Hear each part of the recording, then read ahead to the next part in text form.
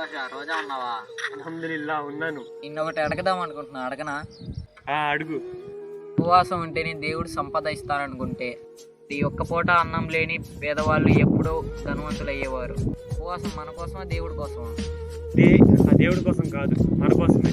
మనిషికి అన్నం విలువ, నీళ్ళ విలువ తెలియాలి. పూట అన్నం కోసం ఖాళీ కడుపు ఎలా అల్లాడుతుందో తెలియాలి. అప్పుడు తెలుస్తుంది అన్నాన్ని వృధా చేయకూడదని. ఉపవాసం ఉంటేనే ఆ దేవుడు మనకి ఐశ్వర్యాలు ఇవ్వడు. నీ దగ్గర ఉన్న దాన్ని నువ్వు వేస్ట్ చేస్తున్నావు, అది ఇంకొకరికి ఉపయోగపడిద్ది. ఉపవాసం అనేది ఆకలి బాధ కాదు, అది దేవుని ఆజ్ఞ. ఇలా మనం ప్రతిరోజు ఉపవాసం ఉండడం వల్ల ఆకలి విలువ అనేది మనకు తెలిసి పేదవాళ్ళకి సహాయం చేయాలన్న ఆలోచనలు అయితే మనలో వచ్చింది. ఇలా ఉండడం వల్ల ఇన్ని ప్రయోజనాలు ఉన్నాయని నాకు ఇప్పుడే తెలిసింది. ఉపవాసం అంటే భోజనం మానేయడం కాదు, మన తప్పు ఆలోచనల నుంచి మార్చుకునే ఒక మార్గం. మన తప్పులు మానేయడానికి ఒక మంచి అవకాశం. ఆకలిని జయించినాడు తనని తాను జయించగలడు. ఉపవాసం చేసేవాడు దేవుడికి దగ్గర అవడం కాదు, తనకు తానే దగ్గర అవుతాడు. మాటల్లో మంచి సందేశాన్ని ఇచ్చాను. నీతో పాటు నేను ఈ వీడియో చూసిన వాళ్ళకి ఉపవాసం గురించి తెలిసి ఉంటుందని నేను మనస్ఫూర్తిగా కోరుకుంటున్నాను.